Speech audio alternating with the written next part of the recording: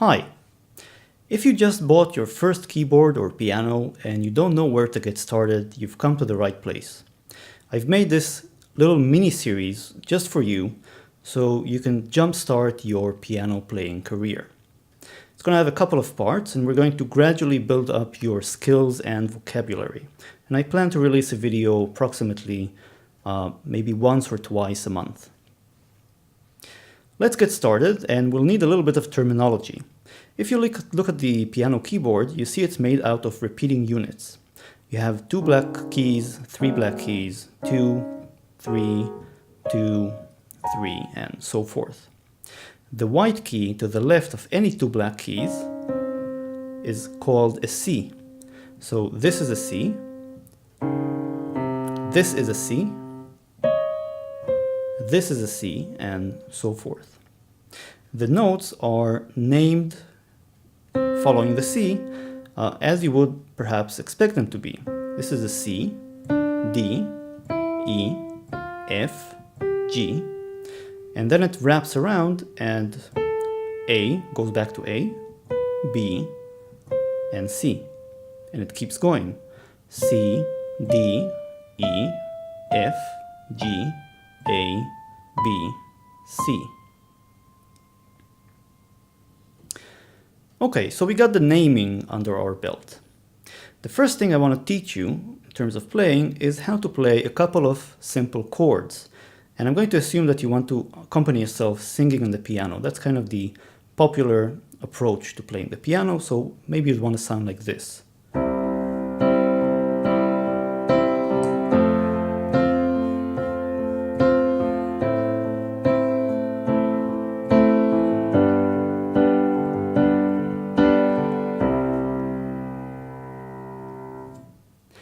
I'm going to teach you 4 chords, which will be C major, F major, G major, and A minor. Or I just play them out: C major, F major, G major, and A minor. If I don't say major after a chord name, it's assumed. So I'll just maybe call them C, F, G, and A minor. Let me start by showing you how to play them. Again, you can play them either in the left or on the right hand. We're going to focus on the right hand for starters. Here's a C major chord, and I'm playing 3 notes. All of the chords have 3 notes in this video, and I'm playing a G, a C, and an E with my right hand. Now, notice the fingering. The fingering means which fingers I use to play this chord. I'm using my thumb, my first finger, and my 4th finger. Now this is largely a matter of taste. You could use this fingering as well: thumb, 3rd finger, and 5th finger. It's kind of up to you to experiment and see what feels natural for you. The next chord is F major. So I'm playing an A, C, and F, and I'm using my thumb, 1st finger, and 5th finger on the right hand. And the fingers are just numbered the way you'd expect them: 1, 2, 3, 4, 5. For the G major chord, I'm playing a G, B, and D with my thumb, 1st finger, and 4th finger. And finally, for A minor, I'm playing an A, C, and E with thumb, 1st finger, and 4th finger. Again, experiment. You might find it more convenient to use your thumb, 3rd finger, and 5th finger to play some of these voicings. Now, what about your left hand? So the left hand is going to play the bass note. And the bass note is simply going to be the name of the chord, the note that corresponds to the name of the chord. So for a C major chord in the right hand, you're going to play a C note in the left hand. For an F, you'd play an F note in the left hand. For an A minor, you'd play an A in the left hand.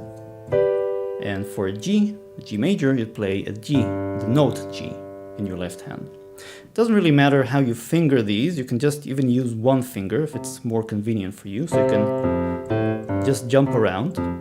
But it's more convenient a little bit to put all of your 5 fingers like this, such that your thumb rests on the C, and then you can press the C with your thumb, the F with your pinky, with your fifth finger, the A with your third, and G with your fourth finger. So you don't have to jump around. Your hand just rests evenly on one spot. So now you have 4 chords under your belt, and you can first of all start by experimenting with different combinations. So let's see, you can start with a C, going to an F, going to an A minor, going to a G.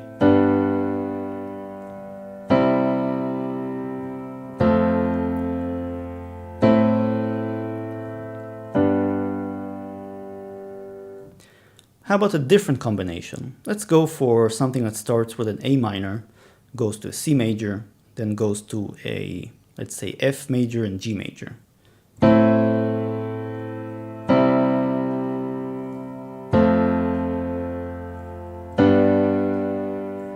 A minor, C major, F major, G major.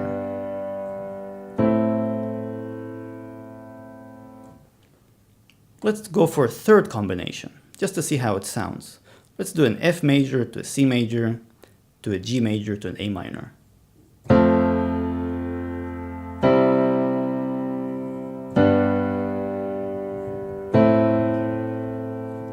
F major, C major, G major, A minor. Now, a great number of popular songs have been written using just these 4 chords. And just go online and look for some of your favorite songs and see which ones were written using C, F, G, and A minor.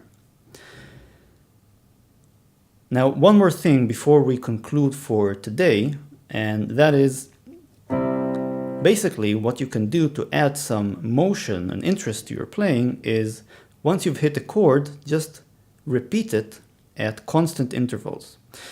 So I'm going to play it, and then hopefully that will give you an idea of what I mean. And I'll play, let's say, a C major to an F major to a C major to an F major and so forth.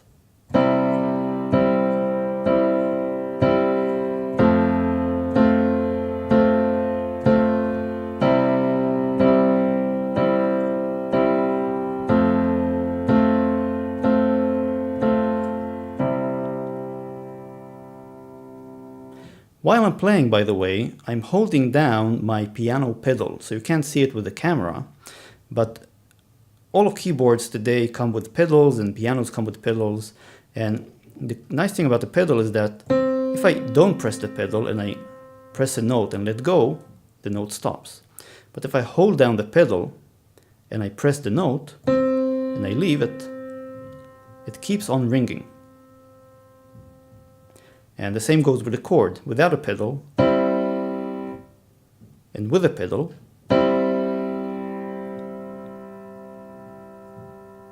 So the idea is to hold down the pedal for as long as you're on a particular chord. When you switch between chords, be sure to depress the pedal so the previous chord doesn't keep on ringing when you switch to the new chord.